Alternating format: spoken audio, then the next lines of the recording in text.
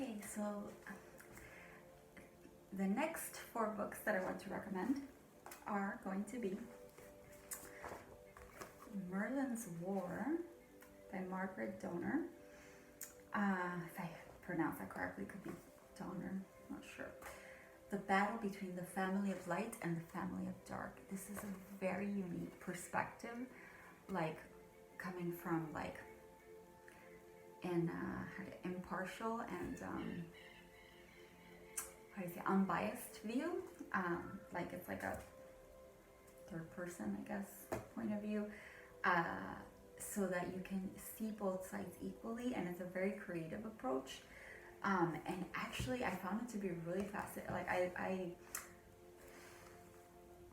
was gonna give you all the titles. Yeah, let me stop there because I want to give you all the titles and then I'll get into it. Okay, next. Next. Jump Girl, The Initiation and Art of a Spirit Speaker, a memoir by Sally Crow. And this one is recommended by my dear friend, who, so I definitely have to give her credit. I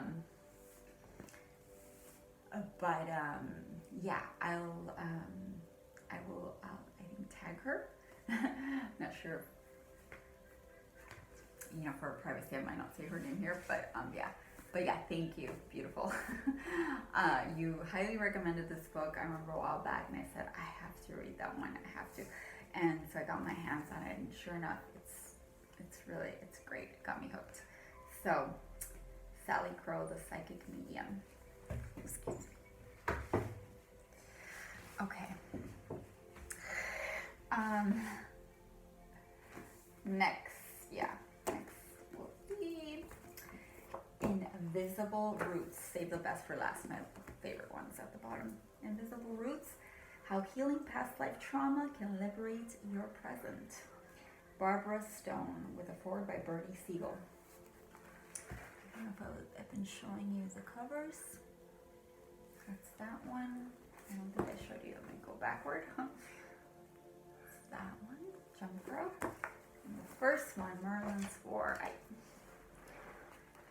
one. Okay. Just there. Okay, and the last one, drum roll please. Very good, very good. And I remember very carefully looking through reviews. I wanted to get my hands on like the best one out there to start on this subject. And so I'll start on this one. Talking a little bit about it, but it is Healing, I forgot the title, Healing Lost Souls. Oh, let me see, it's kind of there. Gorgeous cover too. I don't know if gorgeous is the word, impactful cover. It says, Releasing Unwanted Spirits from Your Energy Body by William J. Baldwin, PhD. So I think the best way, because I definitely have to do individual like videos with the highlights because the book will speak for itself. But since I don't want to make this tremendously long, I'm just going to say a little bit about each just to get it out there. Here's, a little something. Is it emotional depression or spirit possession? Healing Lost Souls contains dozens of remarkable and inspirational stories of real people who have found lasting relief from typical human problems and common conditions that many of us struggle with daily, leaving us spiritually unsettled and emotionally drained. Healing Lost Souls reveals a world that often remains invisible in our busy lives, but which may be the key to lasting health and tranquility. Over the course of 2 decades, Dr. William Baldwin, a pioneer in the field of regression therapy, that's what I remember. I was looking for a few things, and it was regression, something on a book on regression in particular, and spirit possession, etc. Anyway, he has treated thousands of patients afflicted with a host of seemingly unrelated problems, including anxiety, phobias, compulsions, relationship difficulties, feelings of anger and abandonment, and many more. Yet for all these diverse conditions, Dr. Baldwin has found a surprising correlation of causes. Past life memories. That was the thing, past life. in particular. For those who believe, there's some substantial evidence that there's some truth to this. Soul fragmentation, and attached, discarded entities. So he covers all of that. Whoa. It was a bird in my window just talking about it. Sorry. Oh my gosh. Okay. Sorry. Okay. These intrusive spirits require spiritually focused therapy for relief. And Dr. Baldwin developed most of the techniques of spirit releasement therapy, now in use by many hundreds of practitioners. Anyway, it goes on and on. So it's very good, and I will go into it. Let's see. Maybe I'll read one of the things because it's really my favorite. The term spirit possession suggests total takeover, which sometimes happens. Entity and individual being with real and independent existence, or spirit detachment implies connection, clinging, a parasitic invasion of the host by another conscious being. Anyway, I can go on and on, so I think I'll do a separate video, but yeah, I love it. A favorite. In this field and this, subject, like I would say, I would be confident to recommend, like, or say this is probably the best out there. I don't know, because I remember researching pretty carefully. So yeah, awesome. Okay, so the next one I'll talk a little bit about from there, I think it should be Invisible Roots, because it's it goes hand in hand, and it's also a very good book. I mean, I love it just the same. And so I'll read a little bit about it. Let's see, from a little commentary here. Let's see. I know from experience the truth which this book reveals. I would ask everyone to read it with an open mind and see how it provides you with a better understanding of your life and who you are today. The knowledge it provides can help you to heal your life experience and become your authentic self. Your past created you, but it can be abandoned if it was destructive. Invisible Roots can be your guide to freedom and the blossoming of your true self. Let's see. And next, that's from Bernie Siegel. Another one says, what happens when psychological problems and physical symptoms stubbornly persist even with the most advanced methods of cure? This problem confounded many of psychotherapist Dr. Barbara Stone's clients, who could not shake phobias, addictions, depression, anger, pain, chronic fatigue, and other physical conditions, no matter what they tried. Then, searching deeper realms, uncovered links to traumatic past lives and to spirits of diseased people still caught in emotional turmoil. After treating the wounds of these past lives and earthbound spirits, the present-day problems disappeared. This groundbreaking book describes these remarkable stories and the methods Dr. Stone uses to help people heal. A resource for therapists confronted with these phenomena, this book is also for anyone struggling to understand the origins of persistent patterns of blockage or disease. Best of all, it brings a remarkable breakthrough therapies of energy psychology to bear on this difficult area, providing an abundance of tools and techniques for resolving issues whose roots lie in realms other than the present lifetime. So, like that very much. So it is Invisible Roots, again, past lives and spirit attachments, etc. So I'll leave it there. And so the last two, I guess we can go on. Yeah, Jump Girl. This is just told from the personal perspective as the story of from a young girl to a woman that, basically, again, I'll read it. The initiation and art of a spirit speaker. So she's a psychic medium, and all the experiences she goes through, in her life. For any of those interested in that path and who have those gifts or want to develop them, I mean, it's really, this is, a great book to read to find some understanding and references to things from a personal perspective of someone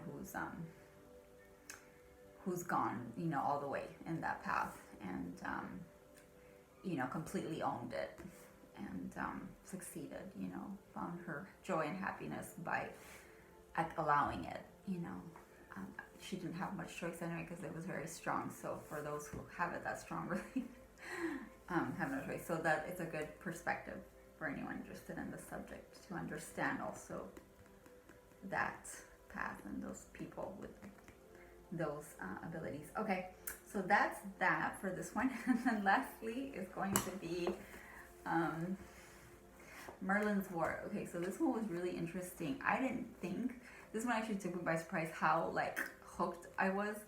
Like, I thought, you know, because it's, I think it was under fiction or something.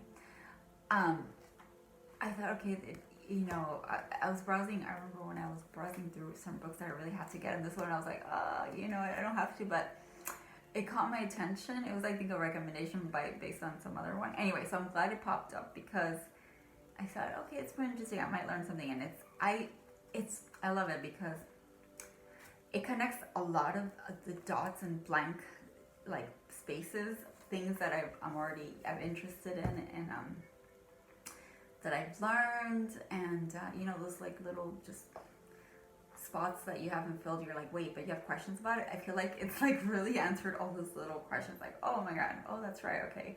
So I really like that. So it's like she know exactly the things that were left. And it's in a way, it's told in a very interesting story-like way where it's from the perspective of, well, Merlin being the god of the light, of the family of light, and then Dracula, none other, being, and I'm forgetting if they're specifically call him, hold on, yeah, Vlad, Dracula was called, but yeah, like it's, and I forget if it was specific, because it is him, but yeah, it's, they call him by that name specifically, as representing the, you know, leader, or for lack of a better term, I don't know, of the family of dark. But so it's told equally, like it's from each person, like each chapter, it goes back and forth, like someone has, you know, like Merlin has something to say, and then he responds to them, and then they go back and forth. And so it's great because you it's like hearing it from, so you can understand more fully. And as always, I love, you know, anything that brings more unity and cohesion, like at least a little bit more understanding to maybe something that we're unfamiliar with, or we demonize when we don't understand it completely.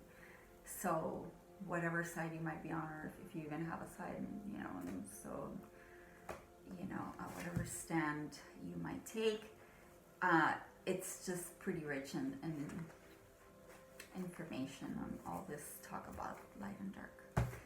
And here, let me see if something else that I may have missed. Let's see.